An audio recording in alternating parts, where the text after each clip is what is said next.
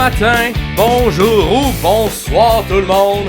Bienvenue dans ce 17e épisode des Sommeliers de la lutte. Ici Max Perriard et je suis en compagnie, on pourrait dire, du un peu clairvoyant Pierre Gastonguay. Parce que t'as quand même fait un bon résultat dans le questionnaire des sommeliers de la lutte de prédiction. Ben, Félicitations, Pierre. Merci, Félicitations, j'ai Pierre. hâte de voir où je me situe, là, peut-être dans le top 4. Top 4 de Rumble, de prédiction de Rumble, peut-être. Je sais pas. Peut-être. Mais assurément, tu n'es pas le meilleur. On saura c'est qui plus tard le meilleur, mais ce n'est pas toi, Pierre. Flûte. Comment ça va sinon, toi? Ça va très bien, ça va très bien. Je suis en train de me retaper. Je sais pas si tu connais l'émission Brooklyn Nine-Nine. Ouais, je pense que j'ai regardé les 2-3 premières saisons. Man. Ok, ça, je suis en train de me retaper ça. Je suis rendu à la saison, je pense que c'est saison 7 sur 8 saisons. Fait que j'approche la fin. Ça s'écoute super bien, c'est des 22 minutes. Fait que ça, je peux m'en taper un ou deux par jour, sans exagérer non plus, là, sans en écouter 4 saisons en 2 jours, puis pas dormir. Là, ça s'écoute bien. Si vous n'avez pas écouté, vous n'avez jamais écouté, vous voulez écouter quelque chose de léger, avec des bons gags. Il y a des gags aux 30 secondes, il y a des gags aux minutes, là, c'est super, super bien rythmé. Puis l'histoire est bonne, fait que je vous invite. Brooklyn Nine-Nine, je pense, sur Netflix. Puis ça vaut la peine de s'abonner à Netflix parce que ça a l'air que de la lutte va arriver sur Netflix éventuellement. Fait que, dans un an, ça devrait être là. Ouais. As-tu regardé la version québécoise de Brooklyn? Non, j'ai pas. Non, c'est ça. Je sais que ça s'est fait, genre une demi-saison, puis ça a été cancellé, puis je sais pas où. Non, j'avais déjà plus le câble quand ça s'est fait. Fait que. C'était moyen. C'était moyen. Je pense que j'ai vu un épisode, mais c'était moyen, mais surtout quand tu connais la vraie version. Ouais, c'est ça. Ouais, ça va être tough à égaler, les amis. C'est pas le casque là-dedans, là. Ouais, puis sinon, toi, mettons, sur ton échelle complète là, de sitcom, un peu comme ça, à genre de sketch, Brooklyn Nine-Nine, tu te situes où dans ton top? Ben, moi, Brooklyn Nine-Nine doit être dans mon top 5, c'est pas dans mon top 3. The Office est en haut là, quelque part aussi. Ouais. J'aurais The Office, je pense, en premier. Ouais, pas mal en premier là, pour le gag aussi, pour le rythmique. La rythmique, puis pour aussi les histoires qui sont racontées. How I Met Your Mother est là parce que ça a été un des premiers styles sitcom que j'ai écouté et que je me suis retapé aussi, souvent. Je sais que ça a plus mal vieilli, disons, là, que d'autres, là, mais ça reste que pour le storytelling qui est raconté puis pour la façon que les histoires sont montées puis que c'est écrit, c'est vraiment, vraiment bon. Sinon, je suis pas... quoi d'autre? Je suis peut-être pas le plus grand. Tu veux les Seinfeld? Non, j'ai pas écouté les Seinfeld. J'ai écouté les Friends une fois, juste pour dire que je l'ai écouté. J'ai pas haï. Je me suis rendu au bout. Mais Seinfeld, faudrait que je me tape Seinfeld pour savoir. Entre Friends et Seinfeld, j'ai préféré Seinfeld. Ok. Mais Seinfeld, c'est de son époque aussi. Fait que oui. C'est très bon, mais c'est moins rythmique et l'humour un peu plus de nos jours. Moi, sinon, bizarrement, j'ai aussi recommencé à écouter une des séries que j'avais déjà écouté plus jeune. Et c'est Big Bang Theory. Moi aussi, je mettrais un peu dans mon top 3. Toutes les premières saisons, fait que de l'humour, un peu nerd, geek, avec le personnage de Sheldon qui était très très très bon. Est-ce que tu as écouté Young Sheldon? Non, j'ai jamais écouté Young Sheldon encore, mais peut-être que je vais m'y mettre. Mais là, on se retape les Big Bang Theory. Ma blonde ne les avait jamais vus. Fait que plaisir de réécouter ça. Mais j'ai pogné un coup de vieux. Parce que j'ai comme appris que je pense que la première saison était tournée genre en 2008.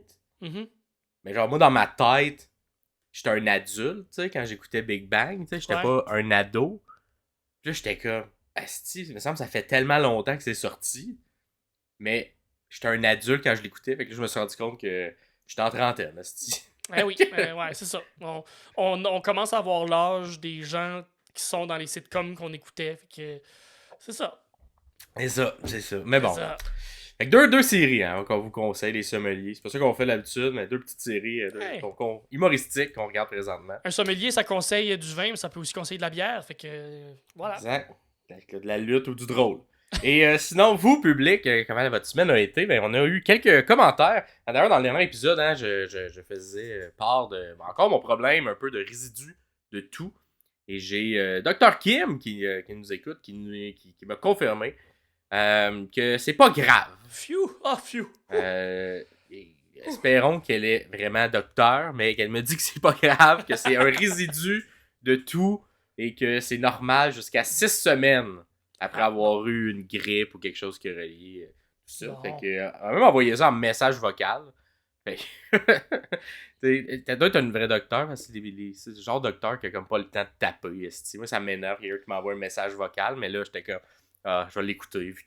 Est-ce que ça se pourrait, elle a pas écrit parce que les médecins écrivent tellement mal que ça se transpose aussi quand ils tapent sur un clavier. Fait que c'est pour ça qu'il y a le message vocal, peut-être. Ah, c'est ça, il y a comme un clavier avec des lettres tout croche, eux autres. Ça écrit à lettre attachée un peu n'importe comment. C'est bon, je pense que c'est ça. C'est pour ça. Ouais, puis elle nous posait une question également en même temps. Elle nous a demandé ça serait quoi notre match de rêve, genre une espèce de fantasme de lutte, qui contre qui, mais à travers les époques, tu sais, si on pouvait genre... OK. Si on pouvait genre faire ressusciter des gens, peu importe quoi, là, tu sais, qui qu'on aimerait qu'ils s'affrontent un contre l'autre et qui sont peut-être jamais croisés dans leur carrière parce qu'ils n'ont pas les mêmes années. Moi, j'aimerais savoir je sais pas exactement dans quel format ou dans quelle ligue, fait que je sais pas sous quelle production, mais un match Kenny Omega et Mankind. OK. Ça serait sûrement un match violent. Un match violent, un match hardcore. Ouais. Mais ça serait hardcore WWE ou ça serait hardcore New Japan? Est-ce que ça serait comme ça serait sous quel Mick Foley en hardcore New Japan, ça serait... Je pense que j'haïrais pas ça le voir. Il en a fait un peu quand même au début. Mais ouais, j'avoue que c'est quand même intriguant. Ouais. Omega contre Mankind. Ouais. Ça serait Mankind, la gimmick Mankind, Mick? Oui, la gimmick, c'est ma gimmick préférée dans toutes ces gimmicks. Fait que, ouais, ça serait celle-là. Parfait. Moi j'irais avec mon appréciation des lutteurs très technical, tout ça. Mm-hmm. Et il y en a un que malheureusement, tu sais, j'étais trop jeune et à l'époque, il était pas beaucoup mis de l'avant, mais pas au niveau de son in-ring mis de l'avant, mettons. Parce que c'était une autre époque, des années 90. Ouais. Que j'aimerais bien voir affronter mon lutteur, je crois, préféré de toujours, qui est Bryan Danielson. Donc, ça serait Bryan Danielson dans ses jeunes années, dans son prime, avant qu'il soit même à la WWE. Donc, sa période Ring of Honor. Contre Dean Malenko. De ses bonnes années à la WCW, où il sortait des matchs de fou avec Guerrero puis Rey Mysterio. Mais cet affrontement-là, Malenko puis Bryan Danielson, d'après moi, ce serait quelque chose... Ça serait tout un 20-30 minutes si on leur laissait le temps. Puis mettons le contexte, je le mettrais à la All Elite Wrestling, vu que c'est là qu'on donne le plus de crédibilité à ce genre de lutteur-là.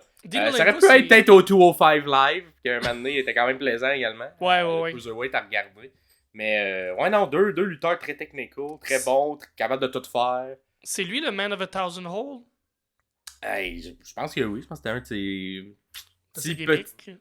Ouais, il me semble de ses mais assurément, le peu de matchs que j'ai vu de lui, c'est tout le temps genre... Il a l'air d'un lutteur des années 2010 qu'on a juste mis dans la mauvaise époque, là, tu sais. Puis qui a jamais été poussé comme il faudrait. Donc, je pense que ça serait ça, mon combat que j'aimerais voir les deux s'affronter. Je pense que malheureusement, il n'a pas été mis... il n'a pas été mis à la hauteur de son talent. Heureusement, il est resté dans le business. Là. Je pense qu'il est devenu producteur et même booker de certains matchs à l'intérieur de la WWE. Mais je pense qu'il est rendu à l'All Elite. Il est rendu à l'All Elite, ouais.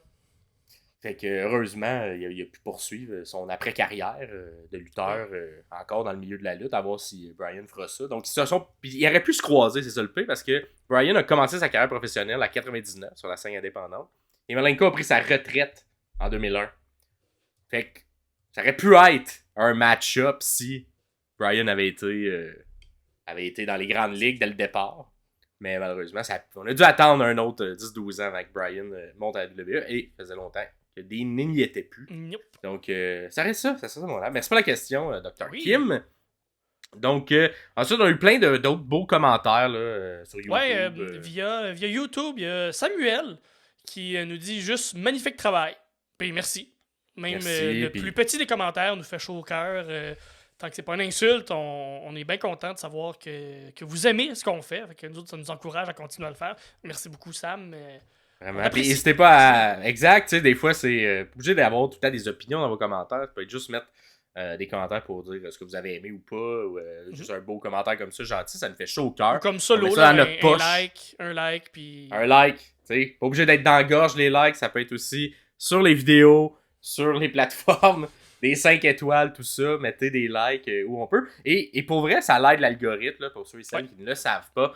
Ça permet à l'algorithme de faire « Ah, il y a des gens qui aiment ça, fait qu'on va le proposer à d'autres gens. » Faire que notre communauté grandisse de plus en plus. Fait que merci. Puis aussi dans le questionnaire que vous avez rempli, il y a eu beaucoup de très bons commentaires, le fun. Fait que merci pour tout le monde. Là. Il y a un rendez-vous hebdomadaire, mais 2 fois. Oui. C'est un bon commentaire. J'adore votre podcast. Faites des bons shows, les gars. Laissez pas. C'est bon, yes.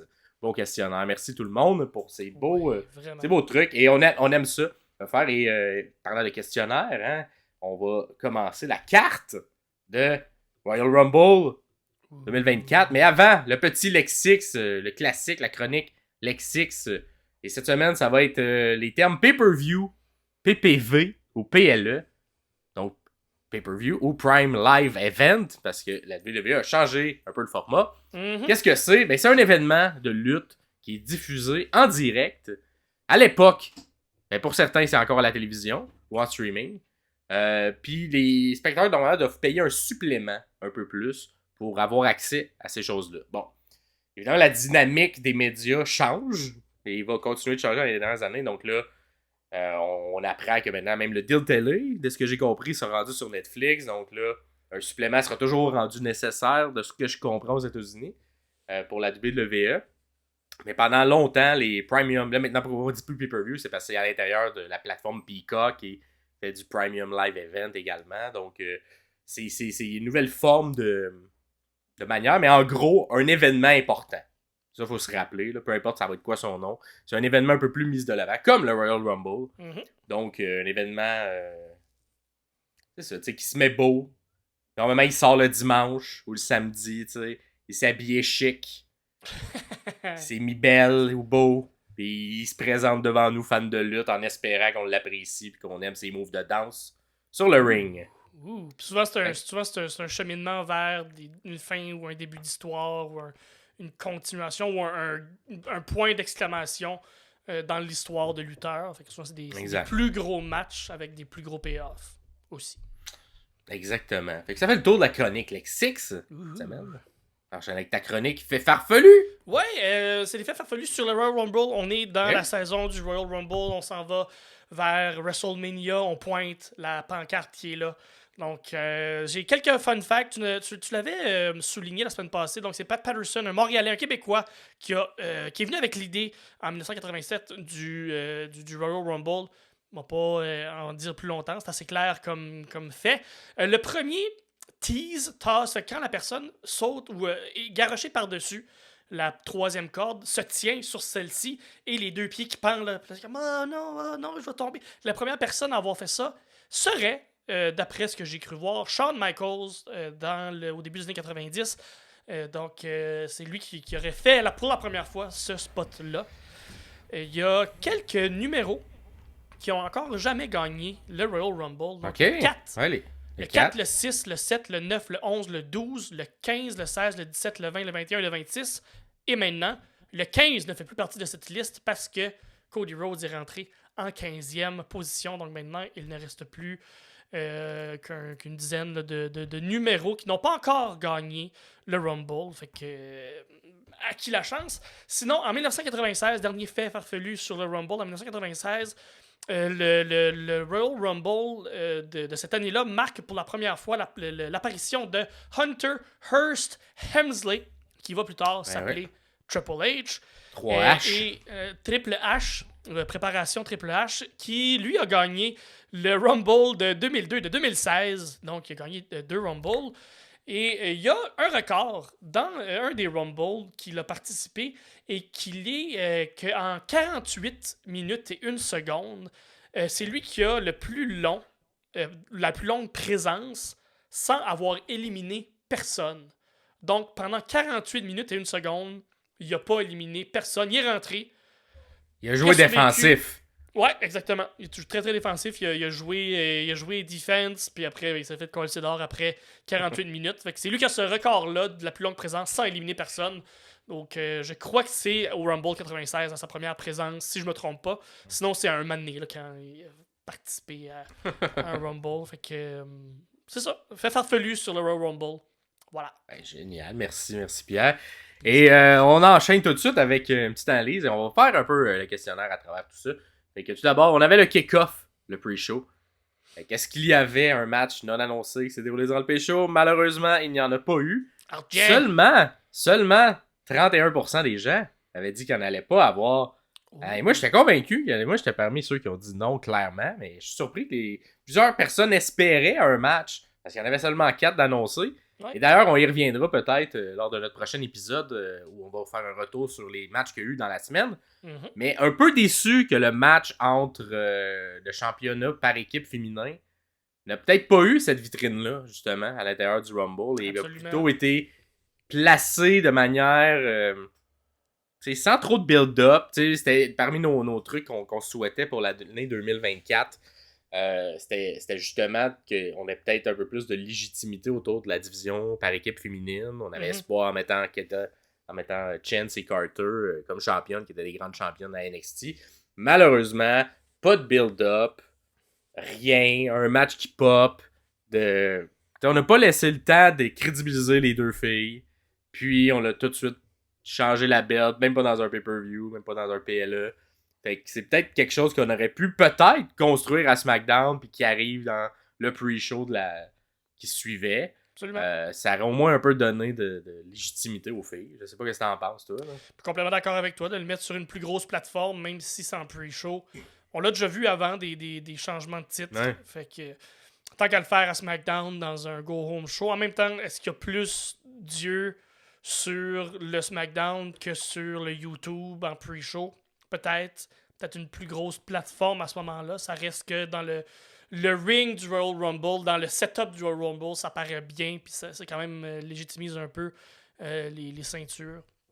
Fait que je sais pas, honnêtement, je sais pas. Mais qu'au minimum, il y a un build, là, tu sais. Moi, c'est ça qui me déçoit, tu sais. Oui, c'est ça. Là, c'est même juste pas...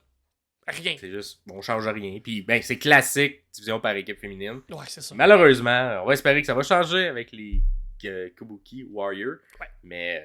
À voir. D'après moi, ils vont peut-être juste servir de décoration pour montrer que Damage Control est très forte à la Bloodline à une certaine époque, à la Judgment Day à une certaine époque. Puis on va le faire à la Damage Control. Et combien de commanditaires il y avait? C'est une des questions qu'il y avait dans le logo pendant le pre-show.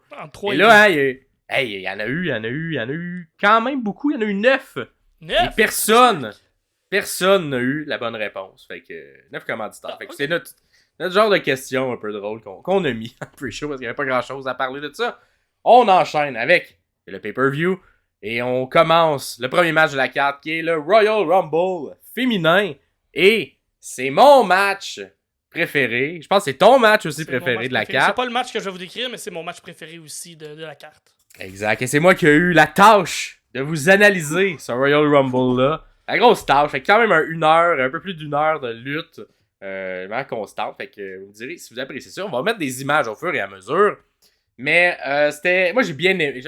Je pense pas que le pay-per-view, c'est le meilleur PLE Royal Rumble qu'il y a eu de l'histoire. Je suis d'accord. Mais je pense que ce match-là, il y a eu assez de surprises, il y a eu des bons spots, il y a eu un peu de construction d'histoire également à travers le tout pour que j'apprécie l'entièreté. Donc ça commence comment? Ça commence avec la numéro 1. Natalia qui arrive. Je sais pas si c'est pour s'assurer que ça soit pas la numéro 1 qui gagne cette année, mais on met Natalia en premier. Et tout de suite après, la numéro 2. Et c'est un retour. Un retour que t'avais prédit dans le question de prédiction. Naomi qui fait son retour. Fait que son entrée, super belle en glow. Et gros pop aussi quand elle est arrivée. Une grosse surprise de tout le monde. Elle était émotive. Elle était émotive quand elle est rentrée. En fait, je suppose qu'elle était émotive. C'est sûr qu'elle était émotive ou elle voulait jouer à la cachette, là, parce qu'elle était comme ça, puis peut-être qu'elle comptait, mais je pense que c'est parce qu'elle était émotive qu'elle a fait ça.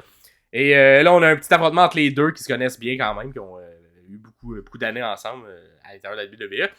Et le seul spot que j'ai remarqué de ce premier première confrontation avant la numéro 3, c'est le classique de Naomi qui se fait piler sur le corps pendant que Natalya il saute dessus. Fait que un beau spot que seule elle est capable de faire. Je pense qu'il faut des hanches qui plient comme il faut. Elle plie en deux. Elle plie en deux. Fait que un seul beau petit spot. Ensuite, la numéro 3, Bayley qui arrive. Bayley qui éventuellement gagnera le tout. Elle rentre quand même tôt. Oh, spoiler, les spoilers, toi. Eh oui, désolé. Un peu de spoiler, mais il faut quand même que je l'installe pour qu'on voit un peu son cheminement à travers ce match-là. De comment elle se débrouille, tout ça. Donc, tout de suite quand elle arrive, elle attaque Naomi. On a eu un petit peu de confrontation ensemble. Rien non plus de trop intense ou intéressant, mais le petit spot de Naomi qui fait sniffer le cul de Bayley. Petit spot, moi, j'ai un move bizarre que je trouve tout le temps dans le répertoire. Mais il y a beaucoup de répertoire dans les moves de Naomi qui tournent autour de ses fesses, mais bon. Ouais. Celui-là, je trouve ça un peu bizarre. Fait que, mais bon, c'est Bayley qui y goûte, malheureusement. J'espère qu'elle y goûte pas, mais qu'elle y sent, au moins. Suivi dans le numéro 4, Candice LeRae qui arrive. Candice LeRae, fait que là, on sent qu'on commence à rentrer... du monde qui sont capables de travailler longtemps, quand même. Fait que, on a peut-être Natalya qui a peut-être plus le work rate, mais qui a quand même assez l'expérience pour être longtemps. Fait qu'on se dit, est-ce que tout le monde va rester quand même une bonne partie du Rumble? Possible. Et c'est exactement ça qui va arriver. Candice LeRae, qui un des seuls moves que j'ai remarqué parmi son spot d'arrivée, c'est elle fait un cold breaker sur Bayley. Mais en même temps, elle tombe en drop dans le dos de Natalya. Oui. Fait elle se fait un peu de... Elle sort de Natalya pour sauter, tomber en cold breaker, puis elle tombe sur Natalya. Fait que c'était un beau spot que je remarque. En numéro 5, on a Jordynne Grace. Wouhou! Une grosse surprise que peut-être plusieurs d'entre vous ne connaissaient pas. Moi, que je connaissais très peu, parce que je ne suis pas assidûment à la TNA. Mais c'est la championne présentement de la TNA. Au commentateur, on nomme la TNA.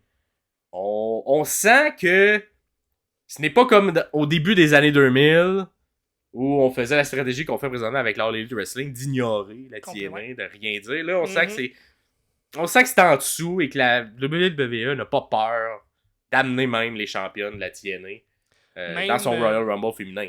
Même Triple H dans le Media Scrum d'après. Donc après le Rumble, il a même nommé dit c'est le fun de voir une athlète comme Jordynne Grace qui vient de la TNA, tu as nommé TNA. C'est le fun de donner une chance de travailler avec une autre compagnie. Il dit moi, tous les termes qui ont rapport avec des portes, moi je trouve ça niaiseux, je trouve ça stupide. Fait que c'est le fun de travailler avec du monde de talent. C'est ce qu'il a dit. Ouais. Est-ce que le Forbidden Door il est peut-être un peu moins forbidden maintenant que c'est Triple H qui est en charge? J'ai l'impression que oui, moi. J'ai l'impression que oui. Peut-être pas avec tout le monde, mais hey, on va-tu avoir peut-être même une ouverture du côté de la New Japan? Ça serait quand même intense. On a des deux bords, là. Tu sais, ce que la All Elite fait avec la New Japan, peut-être que on va avoir l'opportunité d'avoir, je sais pas, un SmackDown spécial contre la TNA ou de la TNA qui essaye un invasion, un angle d'invasion de la TNT. N'importe quoi qui fait travailler les deux compagnies ensemble, ça serait très le fun, tu sais. Mais ça reste dans la cour à Scott D'Amore et à Triple H. On verra. Ouais. On va voir. Mais Jordynne Grace, toute une madame. Jordynne Grace. Toute une madame. Moi, je vais l'appeler Madame Grace parce que elle me casserait la gueule facilement. Mm-hmm. Elle est... C'est-tu la lutteuse que j'ai vue la plus bâtie ever? Peut-être.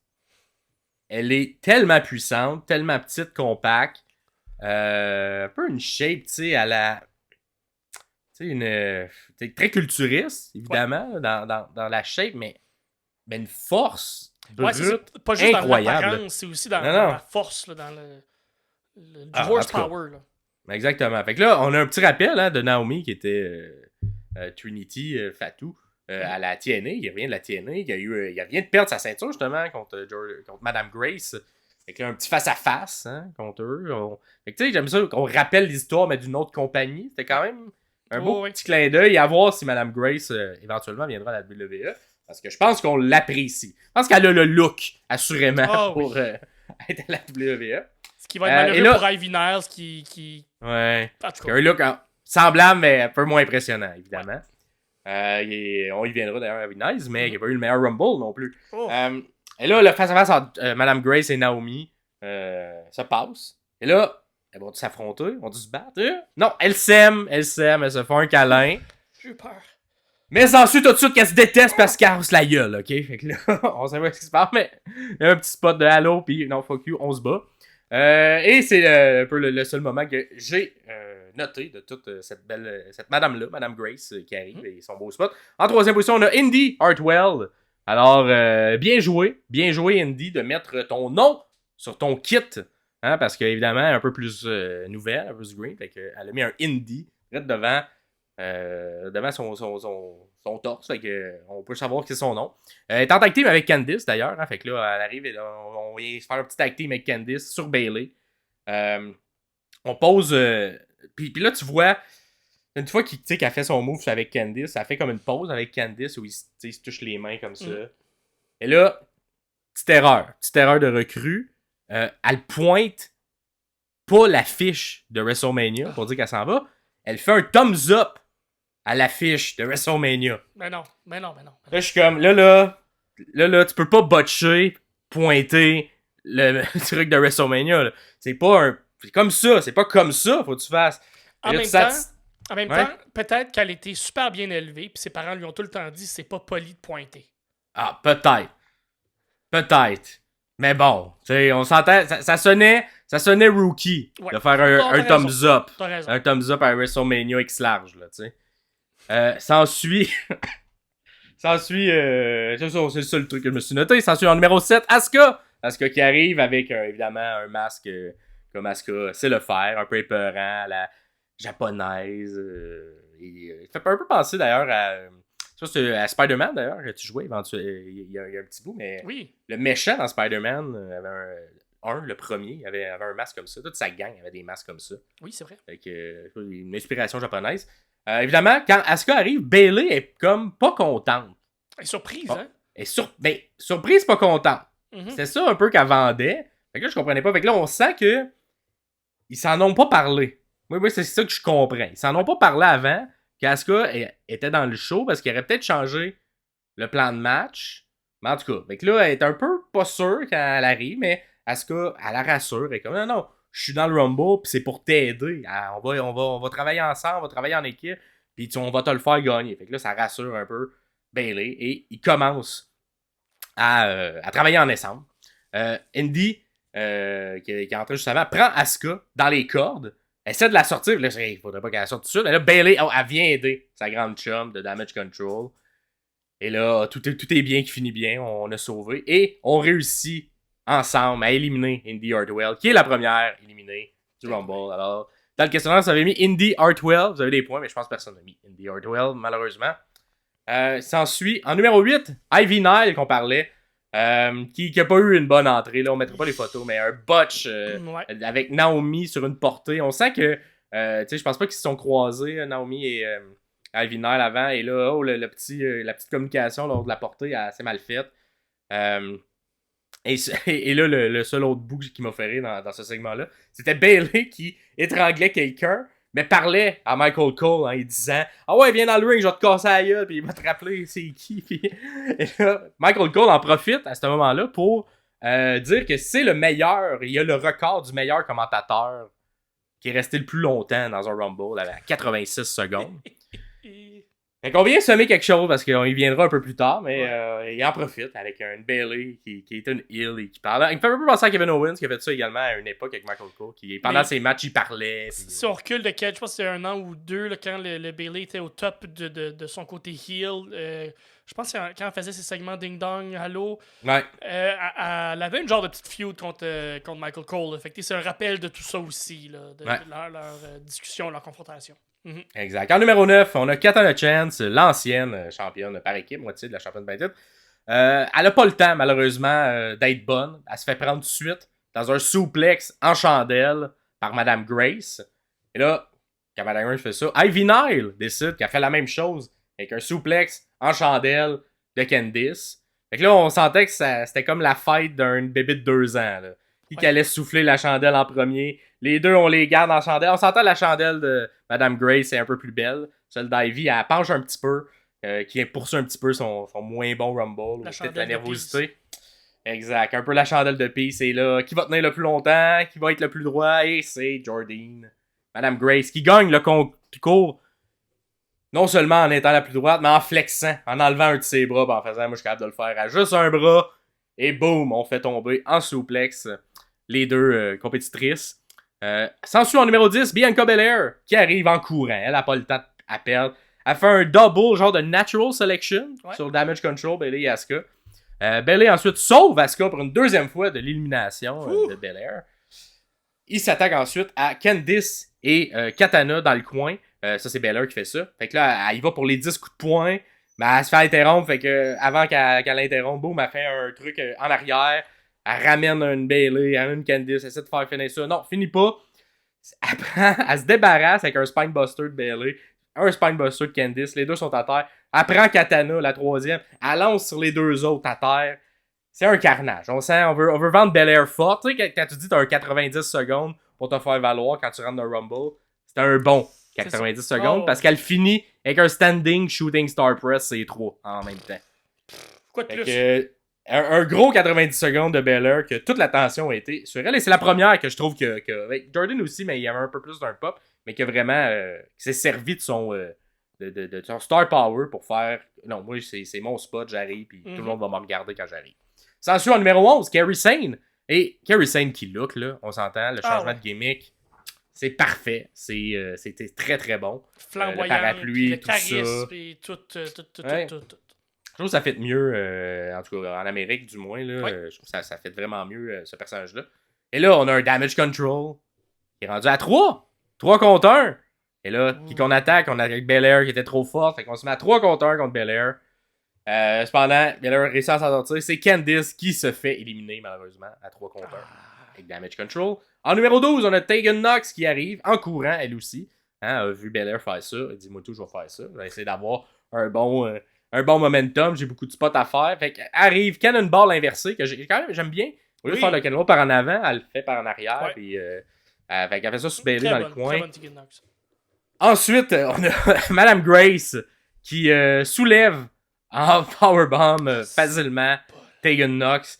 Puis non seulement facilement, mais il donne une swing. Elle la semi-lève en poche à patate. Non, je serais pas capable. Elle redescend. Envoie une swing. Monte dans les airs. Vous voyez à l'écran. La vidéo, ça n'a pas de bon sens. Comment cette madame-là est forte. Incroyable. Il là là. Et Natalia, qui est l'espèce de partner, je pense, de Nox, essaie d'aller l'aider. Mais finalement, oh non, trahison! Nox la sort pour ensuite tout de suite se faire sortir par Bayley qui en profite de manière opportuniste. Fait qu'un peu un spot classique quand tu fais une trahison dans le Rumble, possible que ça te revienne d'en face immédiatement. Et c'est ce qui arrive entre les deux qui sont surprises, fâchées. On n'a pas choisi le plan de match de l'équipe. C'est décevant. Est-ce qu'à ce moment-là, Tegan Nox, c'est celle qui a duré le moins longtemps dans le Rumble? Je pense qu'à ce moment-là, c'est elle, effectivement. À ce moment-là, ok. À ce moment-là. Il y a quelqu'un qui va faire moins, mais à ce moment-là, c'est elle. S'ensuit en numéro 13, Kayden Carter, donc vient rejoindre sa partner Katana Chance, qui malheureusement n'a pas encore eu beaucoup d'impact sur le match. Fait qu'elle vient tout de suite aider Katana. On fait un espèce de tag team. Et là, on rappelle la feud avec Kabuki Warrior. Fait qu'on sort Kairi Sane, qui se sauve. Et là, c'était le spot à la Kofi Kingston, qui se sauve presque in extremis, en s'accrochant les pieds. Vous voyez l'image. Quel beau spot. Ça forçait des je sais pas c'est quoi ces muscles-là, vous me le direz à la maison. Mais ça forçait de là. On avait une Asuka qui essayait d'aider sa partner, malheureusement. Pas capable. Comment tu veux t'en relever de ça? Il a fallu que quelqu'un descende, il pogne les pieds, quelque chose. Tellement un beau spot qu'on s'est même demandé sur le coup si c'était un botch. Parce que exact. T'es comme, ben là, fallait-tu qu'elle mette le pied à terre, pas le pied à terre? Comme, allais-tu vraiment éliminer pour de vrai? Puis finalement, ben, oui, parce que les deux sont fait éliminer, puis ça a très bien coulé après, mais très très beau spot. Là, vraiment, là, très imaginatif. C'était très très beau. Et officiellement, les gens ont mis que c'est Asuka qui l'a éliminé. Mais dans le questionnaire, moi j'ai décidé que c'était pas Asuka.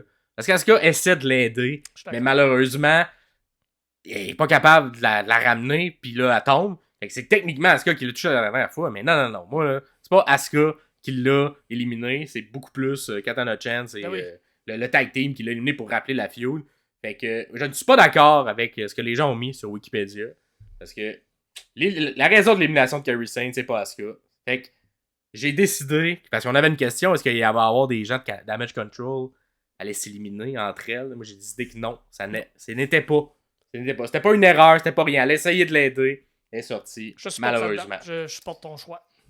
Fait que, désolé pour ceux qui ont dit qu'il allait en avoir, mais moi, j'ai dit qu'il n'y en avait pas, parce que c'était pas ça comme spot qu'on cherchait. S'ensuit, en numéro 30, désolé, non, la 30e photo, s'ensuit en numéro 14, Chelsea Green. Chelsea Green qui arrive, qui rappelle la courte, au début de son arrivée, un rappel de sa courte élimination l'an dernier. Elle a duré seulement 5 secondes. Fait qu'on essaie de la sortir tout de suite. Non, elle se rattrape. Un peu comme Eddie, Chelsea Green, dans cet affrontement-là. Ensuite, on a une confrontation, Belair et Jordynne Grace. Ah oui, Madame Grace. Ah, mon Dieu. Et on essaie de sortir Madame Grace. Elle se ramène facilement avec les bras. Tu sais, genre, un move qu'on voit plus souvent que les gars faire, là, qui se tiennent par la corde et ils se ramènent les pieds. Mais là, on voit une madame le faire avec tous ses muscles de partout. Toute une madame. Facilement. Mais Belair, elle va sur le bord du apron. Elle se fait un KOD sur Madame Grace. Bye bye, Madame Grace. Merci d'être venue. Très beau La showcase. TNA ne gagnera pas, malheureusement, le Royal Rumble cette année. Mais un beau showcase, effectivement. Moi, c'est... elle vient d'être mise sur mon radar. Madame Grace. En tout cas, très impressionné par sa performance. Ouais, ça en est mieux sorti que beaucoup d'autres filles qui font partie de la compagnie aussi. Fait que, très beau de voir ça. En 15e position, on a Piper Niven. Piper Niven, d'ailleurs, qui peut-être qu'il y avait une signification à son suit, mais je trouvais qu'elle ressemblait un peu en viking. Je trouvais qu'elle s'était déguisée en Ivar. Un cosplay d'Ivar. Comme si Ivar, si tu y enlevais sa barbe, ça donnait Piper Niven son accoutrement de ce soir-là. Fait que vous voyez les photos à l'écran, vous me direz si vous êtes d'accord, mais bon. Fait que là, Piper, elle arrive, elle sauve Chelsea Green in extremis, qui s'est fait pitcher, fait qu'elle l'attrape, elle est à l'extérieur. Oh, on joue, est-ce que je vais la trahir, pas la trahir? Ah non, finalement, on est gentil, on respecte l'alliance, on sauve Chelsea. Piper ensuite s'en prend sur le tag team qui essayait de sortir Chelsea Green. Fait qu'elle saute sur les deux en même temps. Badland, on les écrapoue, les deux filles qui avaient la ceinture la veille. Bon terme.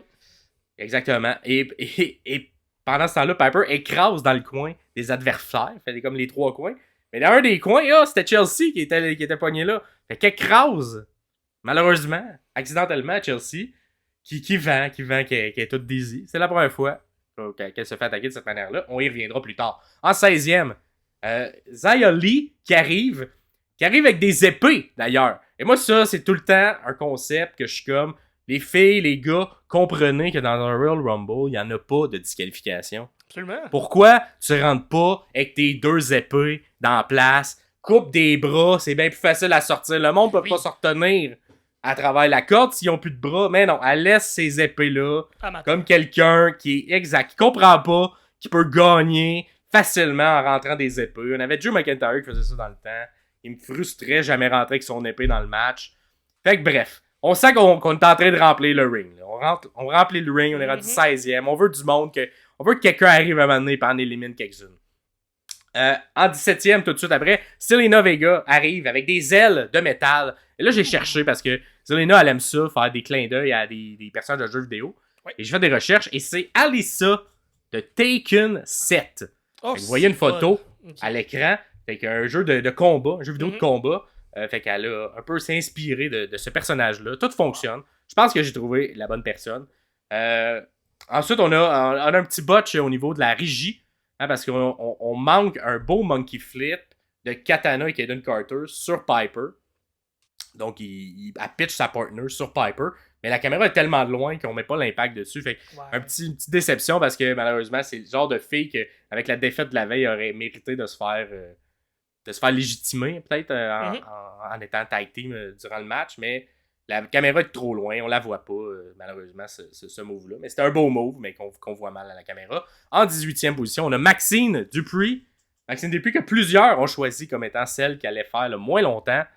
Et là, elle a toffé. Fait que là, Maxine Dupree arrive, elle botch 2 fois plutôt qu'une avec Bayley. Ouais. Hein, et là, botché avec Bayley, clairement, ça va mal. Parce que Bayley, pas reconnu pour ses botches. Non, mais malheureusement, c'est Bayley qui fait tout le travail et Maxine qui, 2 fois, ne part pas sa rotation pour faire une espèce de scissor head, là, tu sais, pour comme que Bayley se lance elle-même, là, où Bayley fait tout le travail.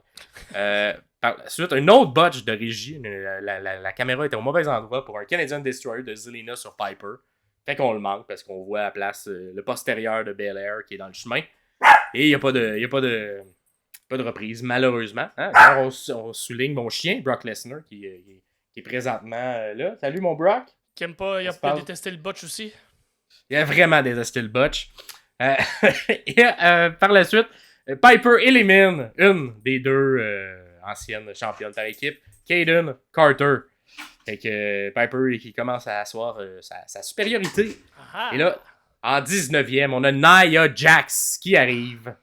Et là, le ménage tant attendu commence. Elle vient faire le ménage. Nia Lee, bye bye. Ivan Nile, bye bye. Là, Piper, elle écrase Chelsea encore une 2e fois par erreur en voulant écraser Nia, mais Nia se tasse.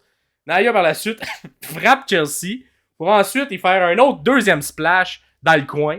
Coup de bélier de Piper sur Nia dans le coin, mais il y a Chelsea qui est dans le chemin puis qui, la pauvre, elle reçoit tous ces coups-là. Elle reçoit les coups. Elle s'évanouit dans les bras de Piper. Et là, pour les fans de Pokémon, là, je vais vous dire les évolutions de Chelsea à travers ce match-là. Fait que là, pendant les coups de bélier, elle devient Chelsea Pignata. Fait que là, elle est un petit peu désir. Nia et Piper ensuite se foncent dessus. Mais qui qu'il y a pas dans le milieu? Il y avait Chelsea. Oh non. Fait que là, pouf! Elle reçoit direct entre les deux. Fait qu'elle devient Chelsea Sandwich. Ouais. La 2e évolution. Ensuite, on a un suplex. Ça a un peu manqué de Nia pour lancer Piper sur Chelsea. Mais là, qu'est-ce qu'elle a été? Elle reçoit une Piper sur elle. Fait qu'elle devient Chelsea Tortilla. Elle a passé de sandwich à Tortilla. S'ensuit Naomi qui fait un springboard kick d'en face de Nia Jax. Qui tombe par la suite sur qui? Sur Chelsea Tortilla. Pour la transformer en Chelsea Crêpe. Ah, bon. Il y a 4 évolutions de Chelsea pendant un court laps de temps. Et là, en numéro 20, c'est un beau spot comédie. Bravo. Oui, très souligner le travail de Chelsea Green qui est vraiment bonne dans le. C'était pas des spots comédie, elle joue très très bien. Vraiment. Et là, on a en numéro 20 Shotzi d'en face qui arrive avec son tank. Encore une fois, je le répète, c'est légal un tank. Rentre avec ton tank dans le match. Les escaliers sont capables de le prendre. T'es capable de monter avec un tank. Les escaliers peuvent tout prendre. Mais non. Mais elle le fait pas. Elle sort du tank. Fait que là, tout le monde décide de se mettre sur Nia, ok, pour l'éliminer. Une fois que Shotzi arrive. Fait que là j'ai fait des mathématiques, là, Pierre, pour essayer de comprendre à quel point elle est forte, Nia. Okay, fait que là, c'était 8 femmes qui sont mises sur Nia Jax. Une de ces femmes-là, c'était Piper Niven. Qui plus tôt dans le Rumble, il y en avait 3 femmes qui avaient essayé de sortir Piper, mais qui n'avaient pas été assez fortes. Fait que là, c'est comme si Piper elle vaut minimum 4 femmes. Fait que là, fait que là, je te sors la formule mathématique, ok? 7 femmes, plus une des femmes qui vaut minimum 4 femmes. Fait que 7 plus, ouvre la parenthèse, 1 x 4, ferme la parenthèse, ça l'égale à 11. Ce qui veut dire que Nia vaut, en termes de force, plus qu'au moins 11 femmes. Fait que c'est 12 et plus. Donc là, c'est juste pour un barème pour savoir le niveau des forces de tout le monde. Fait que Nia Jax équivaut à 12 lutteuses. Ça fait du présentement. Sens. Minimum. Ça fait du sens. Là, pendant mes mathématiques, Bayley a décidé qu'elle sortait Maxine. Nia poursuit. Et ça, maintenant, c'est trop long l'école. Nia poursuit, elle, le ménage. Elle sort Piper tout de suite. Là, tu fais. Puis là, ça fait que mes mathématiques marchent. Parce que, on a dit que Piper valait 4. Nia valait 12. 12 est plus grand que 4. Fait que ça marche. La match marche. Ça fonctionne. Nia ensuite enchaîne en sortant Katana, en la lançant à l'extérieur, sur entre autres Chelsea Crêpe. Et là, Chelsea Crêpe, qui reçoit tout le monde, elle devient Chelsea Crêpe roulée, sa dernière forme, la plus, espérons, la plus maganée. Elle n'est pas éliminée, par contre, à ce moment-ci, Chelsea, elle était juste à l'extérieur du ring pour amortir et devenir roulée. En 21e position, on a Becky Lynch qui arrive, qui attaque tout le monde, et qui, malheureusement, sort Chelsea Crêpe roulée du match. C'était une belle run. Mais malheureusement, toutes ces évolutions n'y ont pas permis de rester dans le match. En 22e, on a Alba Fires avec son cètre. Et qu'on le rappelle, le cètre est légal. Elle a comme une gimmick qui a fait de la magie. Elle aurait pu rentrer et donner des sorts ou je sais pas quoi. Mais elle décide qu'elle rentre pour elle et tout. Elle donne à son ancienne partner. Mais là, un beau petit move. Hein, quand même d'Alba Fire. Un beau 90 secondes. Elle fait un beau springboard DDT sur Belair en rentrant. Elle enchaîne ça avec un move double sur Zelina et Shotzi, que vous voyez en photo. Fait que des super beaux spots. Entre autres, elle les pogne comme les deux, puis elle les pitch par en arrière. Fait que, un beau petit finisher. Ensuite, s'ensuit en 23e, Shayna Baszler, qui arrive en courant. Hein, on sent vraiment les gens qui sont en forme, ils veulent la courir, la rampe. Baszler arrive, fait une soumission, mais la soumission est tellement puissante qu'elle monte en chandelle, Fire, pendant qu'elle l'a en soumission. Fait que c'est super bon. S'ensuit des souplexes pour tout le monde. Fait qu'elle soulève de terre, entre autres, Naya. Et là, si tu comprends, on ramène mes maths. C'est minimum 12, Naya. Ça veut dire que Shayna Baszler est plus forte qu'au moins 12 personnes. Wow. Parce qu'elle a réussi à sortir, à lever Naya. Et par la suite, la soulève et la... C'est ça, on montre qu'elle est forte, Et en 24e position, il y a Valhalla qui arrive avec son chapeau... son chapeau de chevreuil, tout ça. Mais un petit peu de confusion, parce que là, il y a R-Truth en même temps qui arrive. C'est vrai, ouais. Là, R-Truth, il est comme, là, moi tout, je suis numéro 24, un petit spot Kennedy. Il entre, mais là, quand il entre, il voit que c'est toutes des lutteuses. Fait que là, il est comme, where's the guys? Où sont les messieurs? Il demande ça aux autres. Et là, Naya n'en prend pas peur, elle pogne, elle l'élimine tout de suite. Est-ce que c'était vraiment une élimination au bout? On a Adam Pearce qui arrive, qui explique le concept du sexe. À R-Truth. C'était pas très woke d'ailleurs, là, cette partie-là du Rumble. Valhalla se fait tout de suite éliminer. Cependant, en voulant rentrer, elle se fait tout de suite éliminer. Hein, elle avait raison. Et j'avais raison en fait. C'est moi que j'ai mis ma Valhalla, qui allait être la plus courte. T'as réussi? C'est Valhalla. T'as eu raison. Parce que je le savais que Massine Dupree, elle avait pas le in-ring pour faire une entrée courte. Et elle a le record de 5 secondes chez les madames. C'est pas le record absolu. Mais elle a le record de 5 secondes chez le Madame, qu'elle partage avec Chelsea Green, qui a été éliminée juste avant. Fait qu'elle était pas contente, voilà. S'ensuit en numéro 25, Michin, qui arrive en courant, elle aussi. Elle entre, elle fait un beau springboard tornado DDT à Bayley. Michin que je trippe pas, mais je vais lui donner, ça c'était très beau. Oui. Pendant ce moment-là, Naomi élimine Fire. Donc, on a une première élimination à Naomi avec son retour. En numéro 26, on a Zoe Stark qui arrive.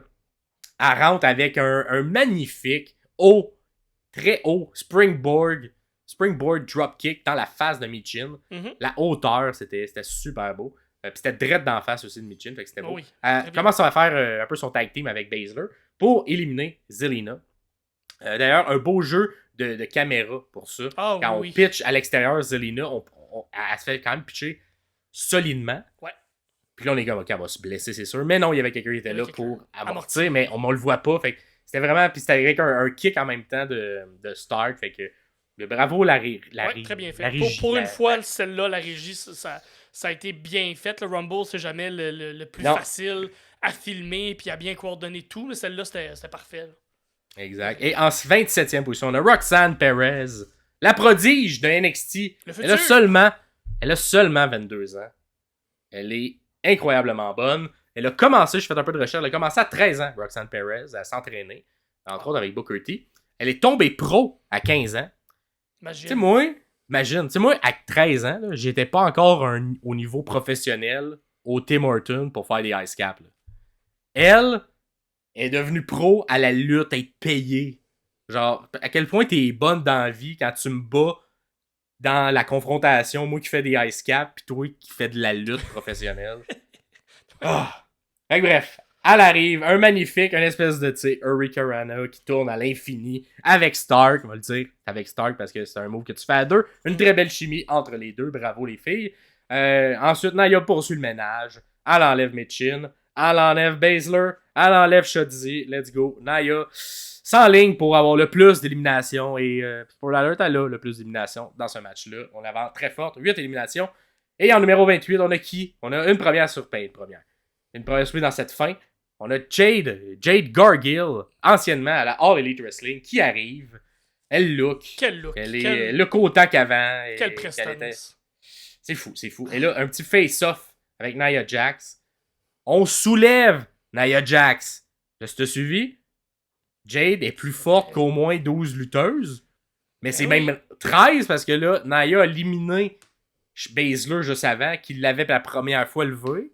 Fait que là, c'est sûr qu'elle est plus forte aussi que Baszler, qui était plus forte que 12. Fait que, moi, je dis qu'elle est plus forte que 13 lutteuses au moins. Je suis d'accord, ouais, je suis d'accord. Fait qu'elle la soulève, elle prend même le temps de poser en la soulevant, et là, fait un peu un move à la André the Giant, Hulk Hogan à WrestleMania 3. La sort par-dessus la 3e corde. Très bien fait, une grosse force, Madame Cargill. Et un gros début quand même, parce qu'on sort la personne qui avait le plus d'élimination jusqu'à présent. Et là, un autre bel take de réalisation, parce que lorsqu'elle sort, on a Jade qui est contente, et là, la caméra s'en va sur Becky, qui est surprise, qui est contente, et ça m'a fait rire. C'était une belle Très drôle. Très drôle. Et là, pour rappeler justement leur petite histoire entre Nia Jax et Becky Lynch. En numéro 29, on a Tiffany Stratton, une autre surprise, une ancienne championne de NXT. Et là, elle arrive à faire un magnifique Swanton Bomb sur tout le monde pour entrer. S'ensuit un espèce de move de cheerleader qui finit avec un coup de coude dans le coin, un peu comme Diana Brooke faisait, mais elle fait vraiment mieux. Fait qu'elle fait ça à Becky. Et une belle entrée aussi de Tiffany Stratton. Et en numéro 30, qui ce sera en numéro 30, ça sera une surprise. Et oui, c'est une surprise, c'est Liv Morgan qui rentre. Un retour, elle a l'air en pleine forme, elle look comme elle lookait avant. Un peu moins elle avait un peu de brillant ou des larmes, là. On a enlevé ça dans la gaming, je sais pas si ça va revenir, mais elle rentre, en l'élément start, en rentrant. Merci, bonsoir. Par la suite, le match continue, hein, parce que tout le monde est arrivé. Fait que Stratton va éliminer Perez, une petite suite de la feud à NXT qu'il y avait entre les deux, peut-être un dernier match entre les deux avant qu'on monte officiellement en haut. À voir. Perez est quand même jeune, donc peut-être. Moi, je pense que je le laisserai un peu plus longtemps à NXT pour la légitimer. Parce que je veux pas qu'elle se perde à travers le mid-card féminin. Quand on va la monter, je veux qu'elle monte pour vrai. Par la suite, Belair prend Liv à bout de bras. Elle la prend comme ça, à bout de bras. La soulève. Et là, qu'est-ce que Jade fait pas? Ben, elle décide qu'elle prend Becky, elle, à bout de bras. Là, ils font une espèce de face-à-face en tenant à bout de bras les madames. Moi, je pensais qu'on allait se faire un chin-chin de madame. Et les deux, on amène notre madame, chin-chin de madame. On les pitch les deux. Fait que là, on a la confrontation qu'on voulait voir. Hein. Belair contre Jade Cargill. La force brute. Est-ce que ça amènera un match à voir? Mais une belle écriture au niveau du booking pour installer ça. Ça met des graines à ce niveau-là. Naomi, pendant ce temps-là, élimine Becky en faisant une espèce de 619 pendant qu'elle est dans les bras de Jade. Et par la suite, Jade la pointe et fait pitcher Naomi. Fait que elle se fait éliminer comme ça.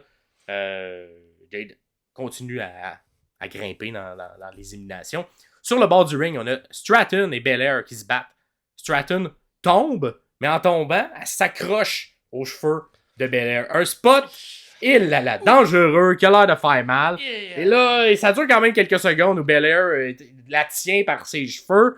Et là, Bayley, tu connais Bayley comme elle est gentille. C'est un role model, Bayley. Elle va achever les souffrances de Belair en éliminant les deux. Fait que quand vous voyez un animal blessé sur le bord de la route, là, arrêtez-vous, boum, on l'achève. Ça enlève les souffrances de Bayley. Avec tout son grand cœur, décide de faire ça. Et achever les souffrances de Belair. Et là, c'était les 5 et 4. Éliminés, le top 4, top 5. Et qui a tombé en premier? Moi, avec mon œil de reprise vidéo, le top 4 sera officiellement Tiffany Stratton. Parce que Belair a touché les pieds à terre avant Tiffany Stratton, même si les deux sont tombés en même temps. Fait que le top 4, Tiffany Stratton, Bayley, Liv Morgan, Jade Cargill. Félicitations à ceux et celles qui ont mis ça. Bravo! Bravo. Cependant, c'est un top 3 parce qu'on a déjà une d'éliminée. Fait que c'est entre Liv et Bayley. Et ça dure pas très longtemps. Hein? Une fin de Rumble quand même expéditive lorsqu'il y a le top 3 qui est installé. Fait que on se met les trois sur le bord. On se met à deux. Liv et Bayley se mettent en équipe pour éliminer Jade. Elle est trop forte. On peut pas être à un contre elle. Fait qu'on se met à la frapper. Mais c'est tout ça. Finalement, Liv fait un code breaker sur le bord. Pitch Jade à l'extérieur. Et Bayley en profite pour un petit kick. Il tombe en bas. Liv Morgan et Bayley gagne le Royal Rumble. Son premier Royal Rumble. C'est la dernière. Je pense qu'il reste Sasha à gagner dans les 4 Horsewomen. Ouais. Et la troisième des 4 Horsewomen a gagné. Absolument. Un Rumble. Et là, elle fait pas comme Indy Hartwell. Elle fait pas un pouce, mais elle pointe. Elle pointe pour de vrai. WrestleMania, X large, qui s'en vient dans quelques mois. Et là, on est content, les feux d'artifice, tout ça. Alors, un bon match quand même. Ouais. Hein, Bayley qui, tout candidement, dans le Media Scrum après le Rumble, qui dit j'étais tout énervé, puis le spot où je pointe la pancarte, puis je l'ai visualisé, puis j'étais contente, puis là, je pointe la pancarte, puis là, moi, je m'attendais à des explosions comme autour de la pancarte, puis il y a eu des feux d'artifice qui partent, puis qui part, puis qui continue, puis qui font tout le tour de l'aréna. Puis moi, je me suis dit, ben là, c'est-tu... Tout ça, c'est-tu normal ou c'est vraiment juste pour moi parce que le monde m'aime? C'est vraiment cute comme moment, comme t'es vraiment candide, t'es vraiment comme, ben là, je suis toute contente. Fait que non, elle était très, très... elle avait l'air vraiment touchée et contente d'avoir la confiance de ce spot-là, d'avoir gagné le Rumble. Une Bayley ou une... Parce que c'est pas nécessairement le personnage de Bayley, c'était très... elle était pas en kayfabe, elle était en Pamela, elle était en personne, en elle-même, puis elle avait de l'air très humble et très fière, en fait, d'avoir la confiance puis le saut d'approbation. Parce que c'est un gros milestone pour les lutteurs et les lutteuses de gagner un Rumble, fait qu'elle avait l'air très contente. Vraiment, puis je pense qu'elle le mérite, elle a une très belle run. Puis j'ai hâte de voir ça s'en va où également, parce que là, après aller des deux côtés, est-ce qu'elle va poursuivre son plan initial de faire que tout le monde a des ceintures à l'intérieur de Damage Control et affronter l'invincible Rhea Ripley, ou quelque chose va arriver et elle va changer son fusil d'épaule, elle va aller vers sa collègue, on sait pas, mais ça va être le fun à suivre dans les prochaines semaines. Ça va être bon. S'ensuit le prochain match, il y a l'Universal Championship entre Roman Reigns, Randy Orton, LA Knight et AJ Styles. Moi, j'étais dans le champ, complètement dans le champ dans le questionnaire. Moi, j'ai dit c'est ça qu'elle a fermé la carte. Ben non, c'était le deuxième match. Dans le champ, tu dis. Classique bizarre aussi, deuxième, là. Ouais. Très bizarre. Ouais. Avant l'United States, mais bon, c'est bizarre. Mais bon, c'est ça qu'ils ont fait. On va pas trop vous l'analyser parce que c'est un match, un peu comme on avait dit, un peu classique à la Bloodline, à la Roman Reigns. À un moment donné, qui arrive dans le match pour venir intervenir. Solo Sikoa qui vient tasser une arbitre pendant un pin. Et ça suit un Samantha qui a failli perdre ses pieds. Ah mon Dieu, oui. Parce que la Solo il est rentré solidement dans la barricade et ça a failli enlever les pieds de Samantha, qui était ringside. Mais sinon, un classique... qu'est-ce qui t'ont marqué, toi, sinon, dans ce match-là? Les 4 personnes impliquées dans le match ont été très bons. Ils ont très bien joué leur rôle. Ils ont tous été professionnels. Puis il n'y a pas eu de botch notoire dans ce match-là. J'ai beaucoup aimé le spot où tout le monde a fait son finisher sur Roman, back-à-back. Ouais. Ce qui a apporté à Solo qui arrive puis qui tire sur le pied de l'arbitre. Fait que ça a été très très bien réussi. Puis je pense que c'était il n'y avait pas de surprise. C'est Roman Reigns qui allait gagner, qui allait rester champion. Fait que je m'attendais pas que ce soit AJ par exemple qui mange le pin. Je pensais que ça allait être LA Knight. Mais rien à en dire de plus. Ça a duré quoi? 17-18 minutes? 19 minutes. 19 minutes, ça. Moins long. Ouais. Ça aurait eu le potentiel avec Randy Orton puis Roman Reigns a duré 38-40 minutes. Mais non, je trouve que le temps aussi a été très, très, très bénéfique. Puis une bonne chose, parce que le pay-per-view a quand même terminé à minuit heure de l'Est. Un petit peu moins minuit. Un petit peu moins que minuit. Fait que tous les pay-per-views, des PLE qui finissent avant minuit, même si le samedi, top shape, bravo. Ouais. Fait que, c'est un bon match. Ouais, mais ça a été, évidemment, il n'y a pas beaucoup de surprises. Hein. 92% des gens avaient Roman Reigns gagnant. Seulement 7% des gens avaient Randy Orton aussi gagnant. Pour le reste, pas beaucoup de surprises, évidemment. Le plus ou moins 25 minutes, c'est le moins qui a gagné, mais c'était quand même séparé dans le questionnaire. Dans les gens qui allaient intervenir ou pas, il y avait seulement Solo qui a intervenu. Toutes les autres n'ont pas intervenu. La majorité des gens avaient Solo également. 85% des gens avec Solo qui intervient. Pas d'autres interventions. Parmi les objets utilisés, seulement la chaise et la table des commentateurs ont été utilisées comme armes. Mais elle n'a pas brisé. La table n'a pas brisé durant le match. Et puis ils ont essayé fort, hein? Ils ont travaillé fort cette table-là. Vraiment. Et 3 RKO ont été donnés, dont un très beau RKO sur Roman Reigns. Un RKO en montée. J'ai bien aimé ça. Et Nick Aldis n'a pas eu d'impact sur le match, sur Paul Heyman, sur tout ça. Fait que, quand même, je pense en général des questions bien réussies parce que c'était un peu prévisible tout cela. Donc, c'est le fun, mais c'est pas le fun, mais on continue l'histoire et à voir si on va la finir, cette histoire, parce qu'on va se rendre éventuellement au Rumble de monsieur. Par la suite, on a eu quoi comme match? On a eu le match pour le championnat des États-Unis. Tous les États-Unis étaient en jeu pour ce match-là. Exactement. Donc, c'était le Kevin Owens contre Logan Paul. Logan Paul qui est le champion présentement. On a un peu là, dit de l'histoire dans l'épisode avant du comment, du pourquoi. Fait que les entrées sont belles, les entrées sont le fun. Logan, qui au début du match, fait qu'on va commencer tout de suite dans le match, là, on va rentrer là-dedans. Ouais. Logan, au début, qui présente la main pour donner une poignée de main à Owen en signe de respect, mais on sent que c'est pas vrai, c'est pas sincère. Fait que Owen niaise pas avec ça, l'attaque tout de suite. Il dit hey mon petit Chris, c'est pas vrai que tu vas me niaiser, mais je rentre là-dedans. KO est violent, il est en tabarnak. Il va pas de main morte. KO, il va tout faire pour bien faire paraître Logan, mais il va quand même le frapper très fort, comme pour lui faire passer un message. C'est un genre de écoute le jeune, t'es à ton 9e match à vie. Moi, ça fait. J'ai travaillé 10 ans. 10 ans à travailler avant d'avoir même les pieds dans WWE. Fait que tu vas manger tes croûtes, puis moi te les faire manger tes croûtes. Fait que c'est des chops, il est garoché dans la barricade. Un senton directement sur à l'extérieur du ring. Owen, il a l'avantage. Il est plus fort, il est plus gros, il est plus tough.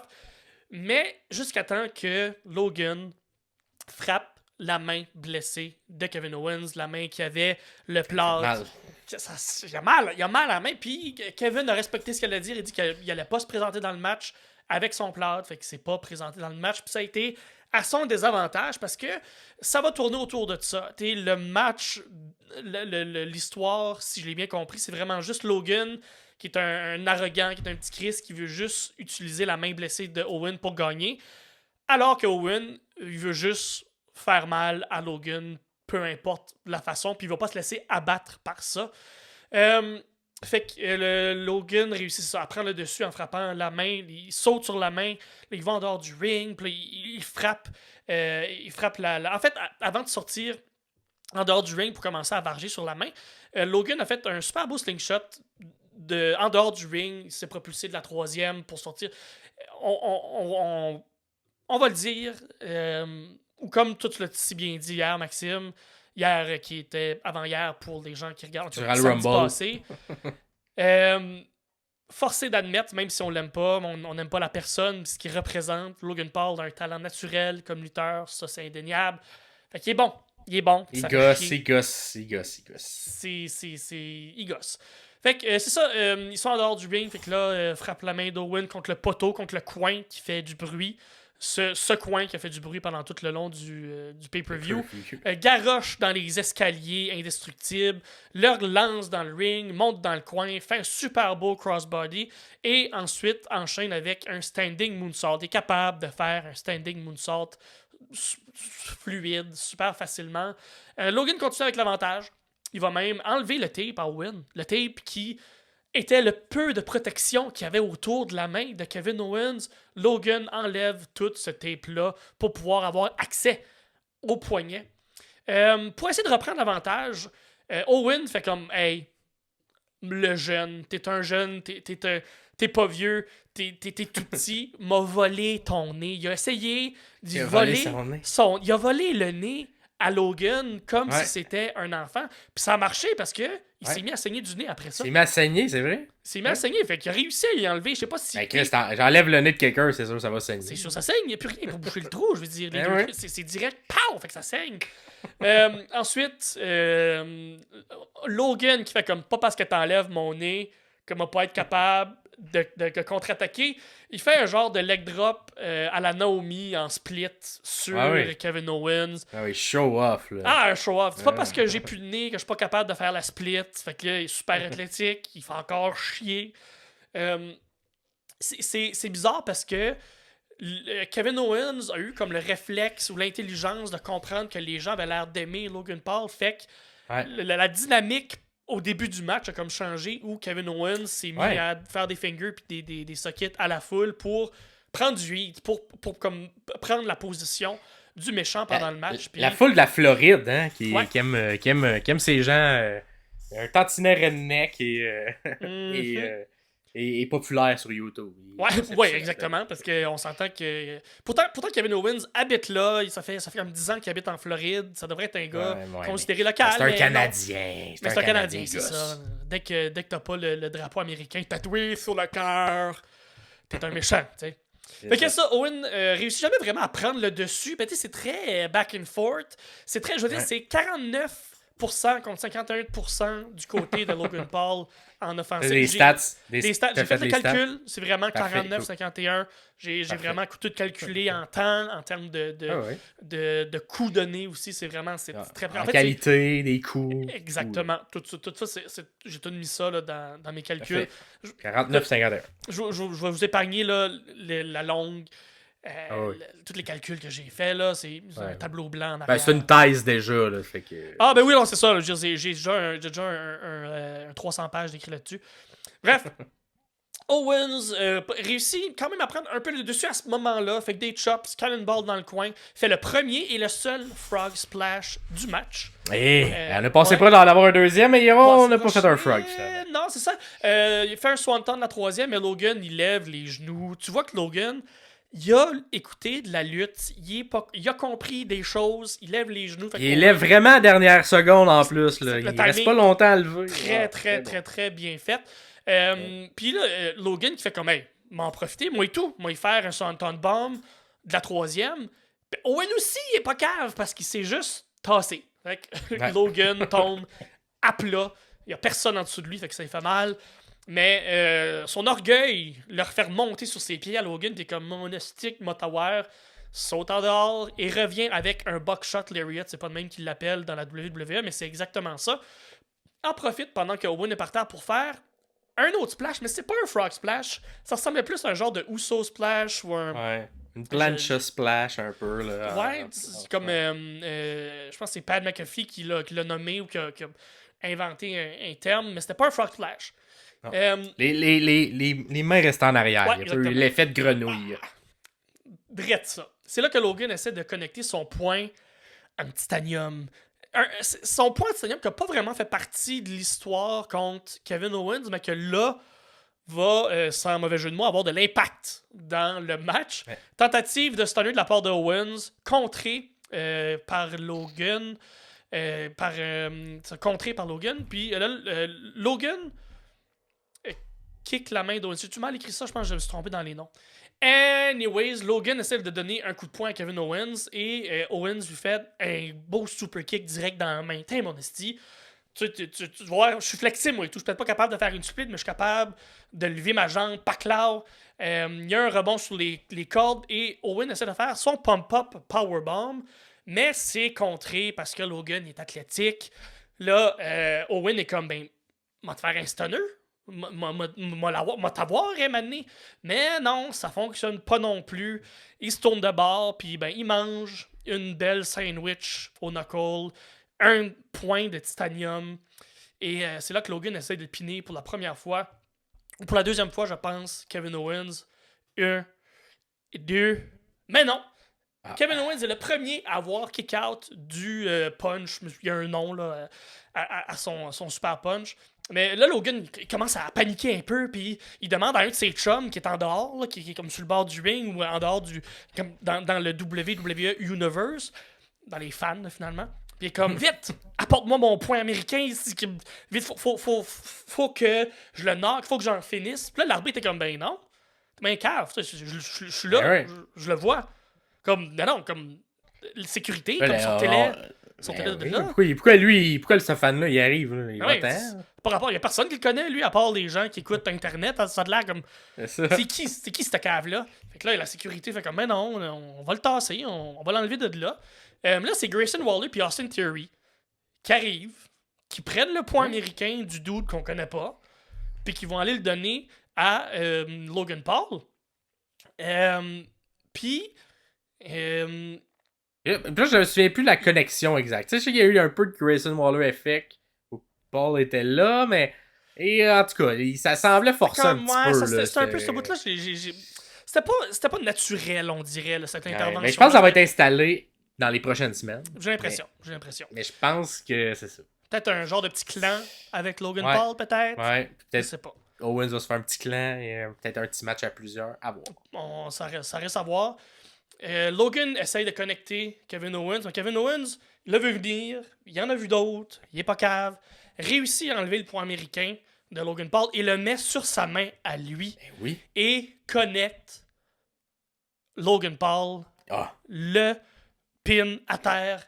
Puis la façon qu'il prend la jambe pour le piner avec sa main droite et l'angle de la caméra est parfaite parce que c'est 1. C'est 2. Et tout le monde pense que c'est 3 parce que Logan Paul n'a pas kick-out. Pas de kick-out, hein? Mais le ref s'est jamais rendu à 3. Ben parce que moi je célébrais. Moi, je célébrais. Ouais, tout le monde était content. On célébrait tout. T'es comme, là, c'est bon, Owens vient de gagner. C'était du génie, beau booking. Mais non.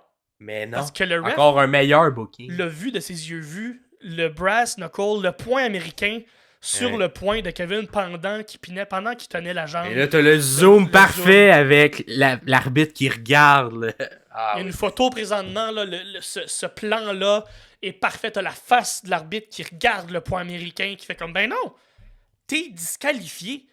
Puis c'est Logan Paul qui gagne, ou qui gagne, pas qui gagne, mais qui perd pas plutôt, qui regarde son titre américain. Donc, après ça, il y a un beatdown, Kevin Owens qui vient juste coller une volée et qui passe Logan Paul au travers de la table des annonceurs, qui s'est donné une bonne swing. Lui, il avait regardé le match avant puis il s'est dit, cette table-là est solide, m'a donné une grosse swing pour le passer au travers et c'est ce qu'il a fait. Mais malheureusement, ce n'était pas durant le match. Non. Donc, ceux qui ont dit durant le match, ce n'était pas bon. C'était après. Mais une belle fin. Moi, j'ai bien aimé la fin. Très beau pour ce qui... vraiment. Puis pour ce qui est des notes dans le questionnaire, 69% avait Logan Paul gagnant, tout de même. Quand même. Moi, j'ai cru jusqu'à la fin à Kevin. Là.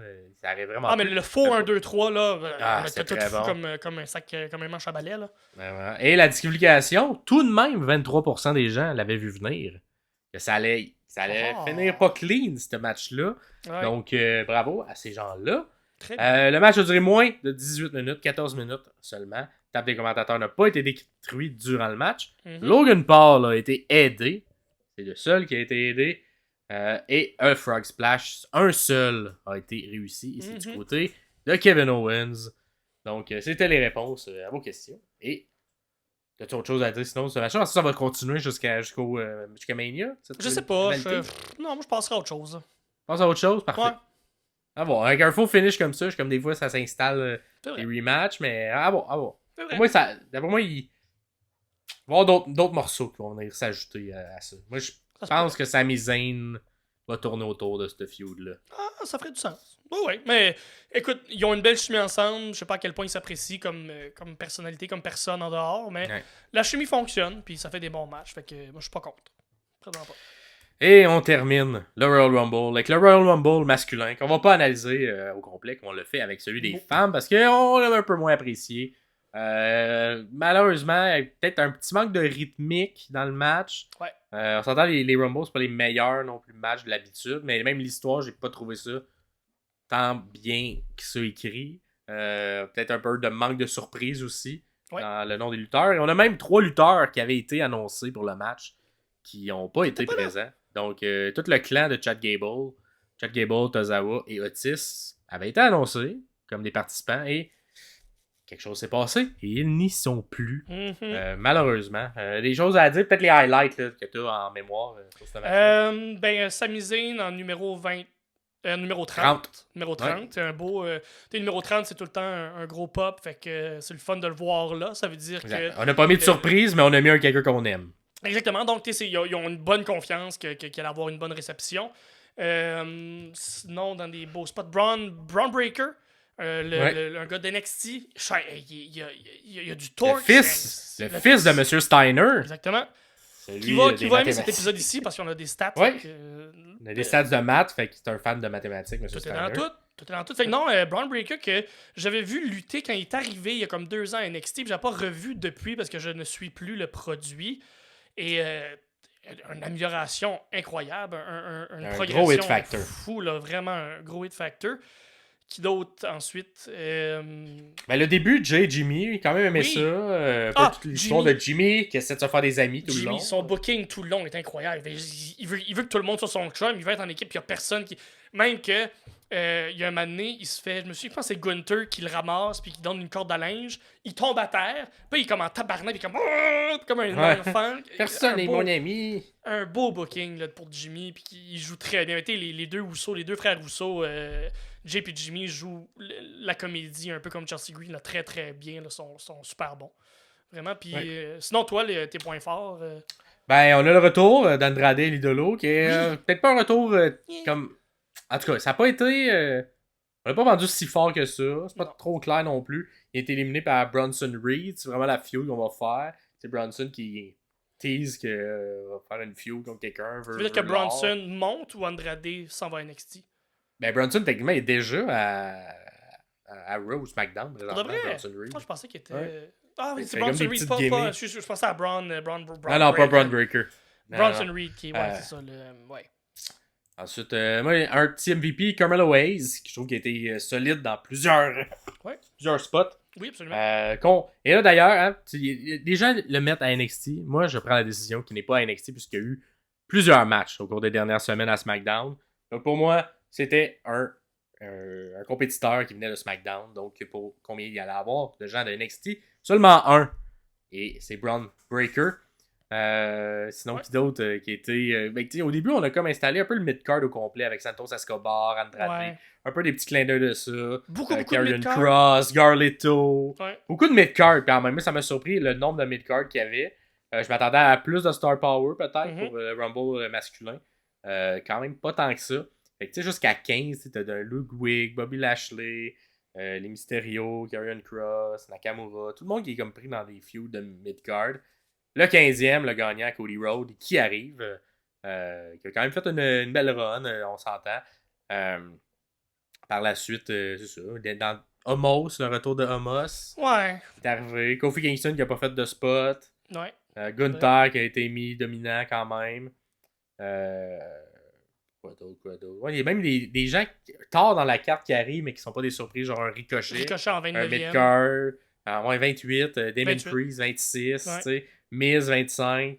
Des gens qu'on s'attend. R-Truth qui finalement vient dans le bon Rumble ce coup-là. Mais ça fait tout de suite éliminer quand Damon Priest arrive. Ouais. Donc, j'ai préféré. Ben, le book tag team, c'était quand même drôle avec Dominique, là, où il demandait le tag pour aller sauver oui, c'est un beau spot comique. Là. Il y a eu, il dit, je pense que c'est Cole qui écrit, ou Corey Graves qui écrit le The First Hot Tag in the Rumble History. Yes, c'est un bon call. C'est un bon gars. Exemple. Braun Breaker qui a le record d'élimination à égalité avec Cody Rhodes à 4. Fait que ça n'a pas été tant d'élimination, ça a quand même été bien réparti. Absolument. Et c'est Dominic Mysterio qui l'a éliminé. Fait qu'est-ce qu'on va peut-être faire une feud à NXT avec Dominic contre Braun Breaker. Dominic qui a quand même été souvent à NXT dans les derniers mois. Pat McAfee qui a fait une espèce de comédie. Une entrée comédie qui a tenté de battre le record qu'on avait installé dans le match de femmes de Michael Cole de 86 secondes dans un Rumble pour un commentateur. N'a pas réussi. Il s'est rendu à 38 secondes parce qu'il s'est lui-même éliminé. Il a eu peur. Il a eu peur d'Omos. C'était qui l'autre gros monsieur qui était là? Omos et Braun, je pense. Ça va être Braun. Je pense que c'était Braun Breaker. Le record du plus court, c'est JD McDonough. Qui s'est tout de suite fait éliminer. Avec un peu la confusion lorsqu'il a pas battu Santino Marella, mais il a été... Pas battu. À 3 secondes, mais ça a quand même été bien fait. Sinon, CM Punk qui arrive à la fin, 27e, Drew McIntyre, 29e, Sami Zayn, la petite surprise. On n'a pas eu un effet Rey Mysterio 2.0, hein, où Rey Mysterio c'était épeurant. Numéro 30. Les gens s'attendent peut-être d'avoir Rock, puis finalement c'est Sami Zayn. Mais non, les gens continuent à chanter sa chanson. Ils ont chanté sa chanson. Il y a eu une meilleure réception que Rey Mysterio à l'époque. Et c'est un peu dommage pour Sami Zayn, parce que je pense qu'il aurait pu être legit dans le top 4, surtout en rentrant dernier. Mais le tout juste manqué, il était dans le top 5 et non pas le top 4. Le top 4 un peu surprenant, Drew McIntyre, mais Drew McIntyre qui, il y a des rumeurs, va-t-il rester ou non, donc on lui donne le truc du top 4, c'est bien. Est-ce qu'on va construire l'histoire avec CM Punk, maintenant que CM Punk n'a pas gagné le Rumble, c'est CM Punk qui l'a éliminé, on a un peu teasé ça durant le match, mais sinon, autre que ça, un Rumble, tout le monde à la fin, c'était logique qu'il soit là. Le Final 2 entre Punk et Cody, qui était lutté un bon long, 10 minutes, 10 minutes ensemble. au moins. Là, Fait que ça, c'était quand même bien, mais à un moment donné, j'étais comme, c'est sûr qu'ils vont y aller avec Cody. Moi, je sais que beaucoup croyaient à Punk, là, mais Moi, j'ai beaucoup... je connais ma WWE et ma WWE n'aime pas les traîtres. Et ça m'aurait beaucoup étonné qu'un Punk se fasse servir sur un plateau d'argent. Ouais, puis malheureusement, j'ai l'impression que Punk, pour moi, dans mes yeux de fan ou de mes yeux de sommelier qui analyse la lutte, du début, je trouvais que Punk avait une attitude ou le non-verbal de quelqu'un qui allait pas gagner, je le trouvais sloppy, je le trouvais lent, je le trouvais essoufflé. Là, finalement, c'est pour savoir qu'il y avait un 10 minutes de lutte à faire après avec Cody, puis ça a été bon, ça a été rythmé. Mais pendant le Rumble, il était pas très impliqué, il était pas très... Il rentre à la fin en plus, fait qu'il n'y a pas tant de temps à faire. Non, c'est ça exactement. Fait que ça un peu, ça projetait un peu qu'elle n'allait pas gagner, là, que c'est du Punk qui fait son gros bébé Lala, puis qui est un peu en crise de pas gagner, mais tu sais, rendu là. Vraiment. Jey Uso, qui est celui qui est resté le plus longtemps en étant rentré premier, avec son frère.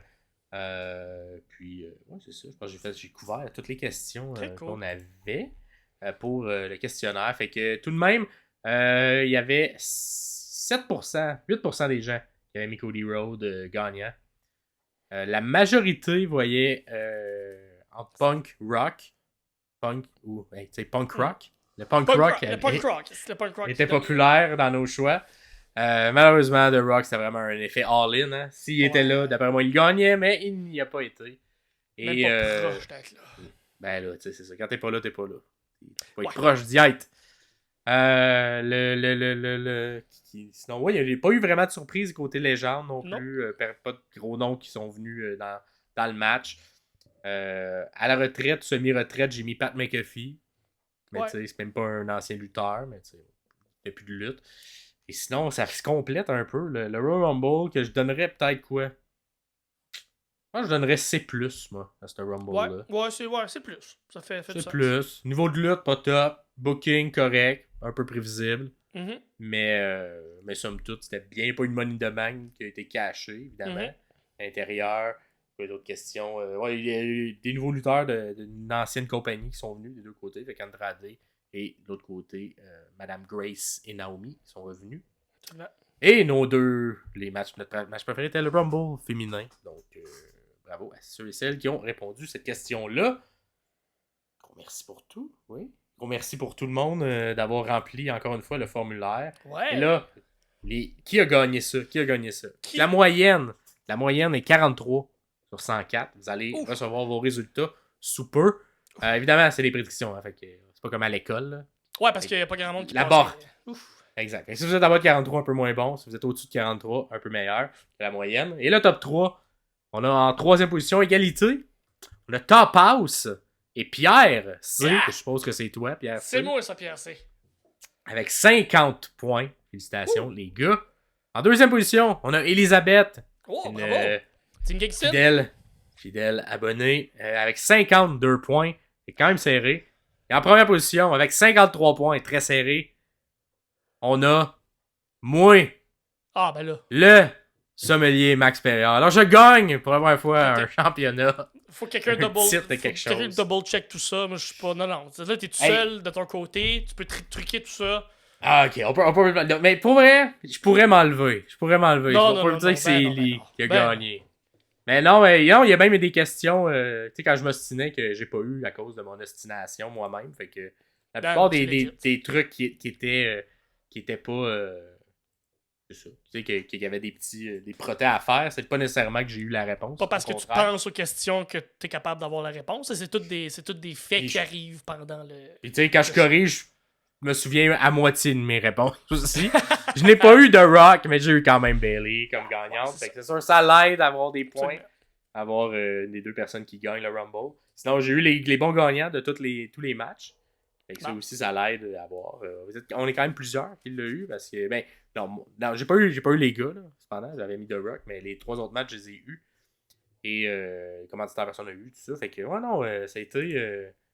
C'est ça. Il y a un beau questionnaire, bravo. Oui. Et on se revoit pour le prochain, qui sera un petit peu avant Elimination Chamber. Ouais. Le questionnaire d'Elimination Chamber.